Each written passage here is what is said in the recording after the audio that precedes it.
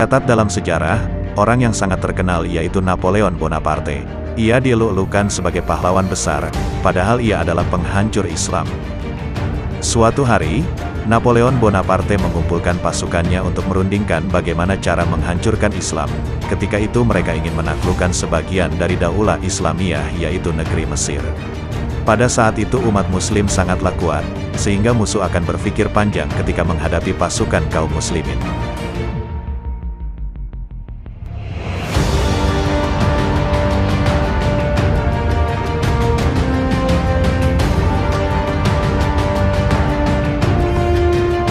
Wahai pasukanku, aku punya satu pertanyaan, yang jawabannya adalah bagaimana cara menaklukkan kaum muslimin. Andai kata dalam suatu ruangan dihamparkan karpet di seluruh ruangan tersebut, lalu diletakkan batu permata. Pertanyaannya adalah bagaimana cara mendapatkan permata tersebut. Tetapi dengan 3 syarat yang tidak boleh dilanggar karena syarat ini akan menentukan keberhasilan dalam mengambil permata tersebut. Syarat pertama adalah tidak diperbolehkan menginjak karpet tersebut. Selanjutnya syarat yang kedua, kalian tidak diperbolehkan menggunakan alat untuk mendapatkan permata tersebut. Syarat yang ketiga atau syarat yang terakhir adalah, sang pemilik permata tidak akan marah ketika permatanya diambil, bahkan mereka malah tersenyum jika permata tersebut kita ambil. Sejenak suasana hening, yang hadir kala itu diam semua. Mereka berpikir keras untuk menjawab pertanyaan tersebut.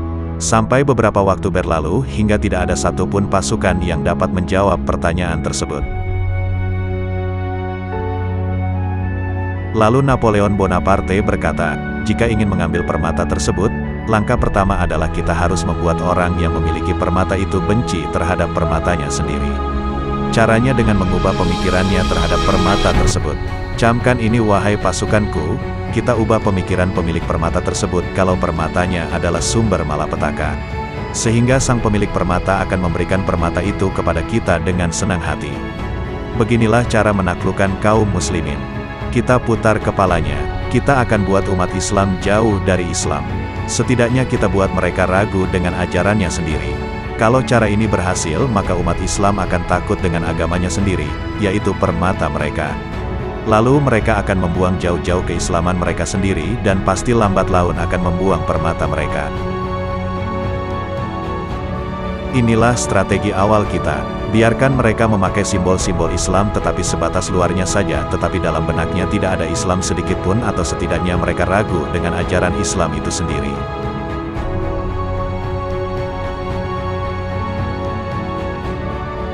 Karena sebenarnya kekuatan umat Islam ada pada agama Islam itu sendiri.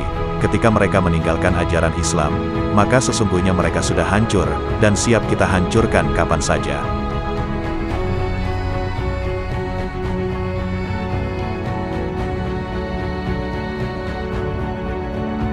Selanjutnya, bagaimana cara kita mengambil permata tersebut tanpa harus menginjak karpetnya? Karena kalau kita injak karpetnya bisa dipastikan pemilik permata tersebut akan marah.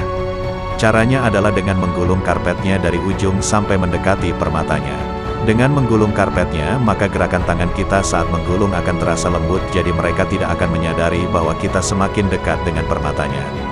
Satu persatu negeri-negeri di bawah kekuasaan Islam akan kita taklukkan sehingga terlepas dan terpisah dari pimpinannya, yaitu khalifah. Karena mereka adalah umat yang satu. Dan ketika pimpinan mereka memberikan komando, maka mereka semua akan mengikuti komando pimpinannya. Untuk itu harus kita putus jalur ini.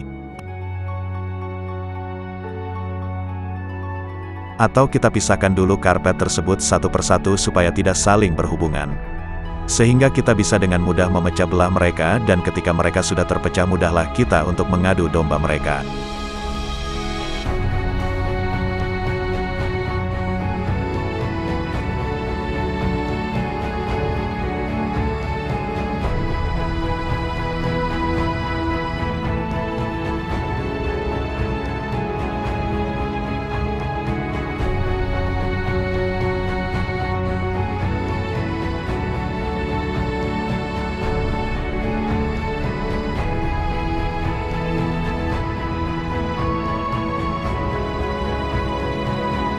Inilah yang terjadi pada kaum muslimin kala itu, sampai puncaknya adalah runtuhnya khilafah Turki Utsmani.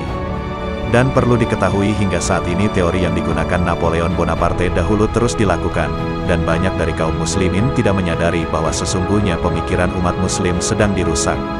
Umat Islam tidak menyadari siapa musuh sesungguhnya. Maka yang jadi persoalan saat ini adalah harus bisa membedakan mana kawan mana lawan.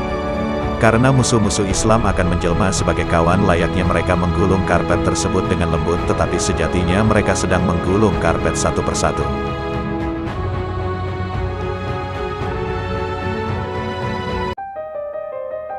Dan berpegang teguhlah kalian pada tali agama Allah seraya berjamaah, dan janganlah kamu bercerai-berai, dan ingatlah nikmat Allah kepadamu ketika kamu dahulu masa jahiliyah bermusuhan, lalu Allah mempersatukan hatimu, sehingga dengan karunia-Nya kamu menjadi bersaudara.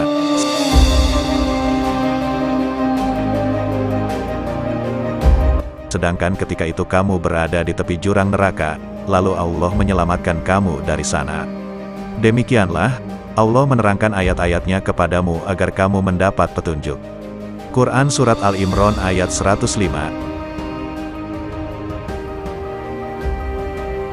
Di ayat yang lain Allah juga berfirman, dan janganlah kamu menjadi seperti orang-orang yang bercerai-berai dan berselisih setelah sampai kepada mereka keterangan yang jelas. Dan mereka itulah orang-orang yang mendapat azab yang berat. Quran Surat Al-An'am ayat 153. Sebenarnya kalau bicara persatuan umat itu kita akan bicara sebuah kekuatan. Dan begitupun sebaliknya kalau kita bicara bercerai-berai maka kita akan bicara sebuah kelemahan. Persatuan dalam umat Islam bukanlah suatu yang mustahil karena kalau kita mau sedikit merenungkan sudah banyak contoh bahwa umat Islam itu bisa bersatu dengan mengesampingkan perbedaan-perbedaan yang sifatnya khilafiyah. Karena pada dasarnya lebih banyak persamaannya daripada perbedaannya. Padahal dalam Islam itu, perbedaan adalah rahmat. Coba kita perhatikan pelangi. Pelangi terlihat indah karena beragam warna dan saling berjejer, tidak saling merasa paling penting. Atau coba kita perhatikan jari jemari kita ini. Jari-jari kita ini tidak ada yang sama antara satu sama lain. Coba bayangkan kalau jari tangan kita jempol semua, maka akan terlihat konyol, bukan?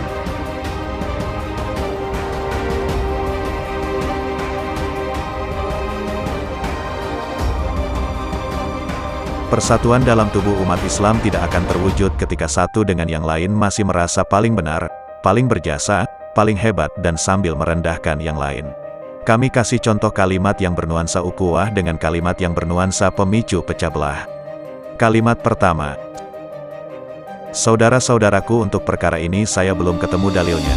Boleh jadi ketika saya belajar belum sampai pada pembahasan dalil tersebut. Kalau Ustadz Fulan menemukan dalil tersebut, saya coba tak belajar ke beliau.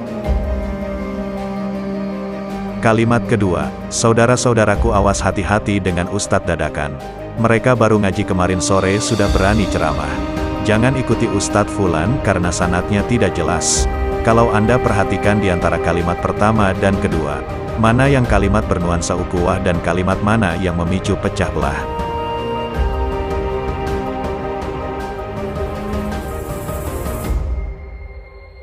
Silahkan, saya lihat Masya Allah banyak yang baik-baik sekarang. Ya Ustaz Firanda, ambil ilmunya dalam hal akidah dan sebagainya. Ustaz Khalid Basalama, ambil ilmunya ya dalam sirah nabawiyah dan sebagainya. Ada di sini Ustaz Syafiq mungkin dekat ke Surabaya, ambil ilmunya. Ada Ustaz Abdul Somad yang di Riau, ambil ilmunya. Anda tidak sepakat, tinggalkan yang tidak sepakatnya. Kebaikannya ambil untuk Anda. Ada kebaikan di situ. Ada Ustaz Salim Fillah yang dari Jogja. Ada yang muda-muda sekarang. Ada ulama-ulama kita. Ada habaib, ada masyayikh. Saatnya kita tinggalkan yang tidak penting. Tinggalkan. Sekarang saatnya kita berubah. Mau sampai kapan antum saling bersikap seperti itu? Sampai kapan mau saling celah? Sampai kapan mau saling merasa benar sendiri? Sampai kapan mau saling merasa hebat? Yang paling gampang, ambil semua kebaikan. Jika tidak sepakat, tinggalkan. Ukurannya dua. Sesuai Al-Quran, sesuai Sunnah, ambil. Tidak sesuai, antum boleh tinggalkan. Jelas sampai sini? Termasuk saya. Sekali lagi, jika pelajaran saya tidak menghadirkan ketakwaan dalam pandangan Allah, tinggalkan saya. Ambil kemudian ustadz-ustadz lain yang bermanfaat. Dan jauhi sikap yang tidak bermanfaat.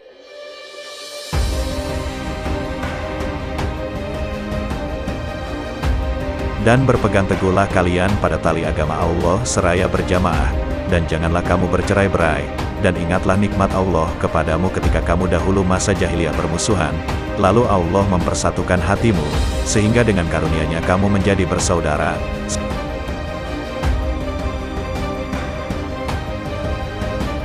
Sedangkan ketika itu kamu berada di tepi jurang neraka, lalu Allah menyelamatkan kamu dari sana. Demikianlah, Allah menerangkan ayat-ayatnya kepadamu agar kamu mendapat petunjuk. Quran Surat Al-Imran ayat 105.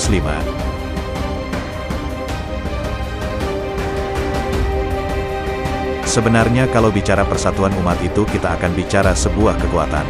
Dan begitupun sebaliknya kalau kita bicara bercerai-berai maka kita akan bicara sebuah kelemahan.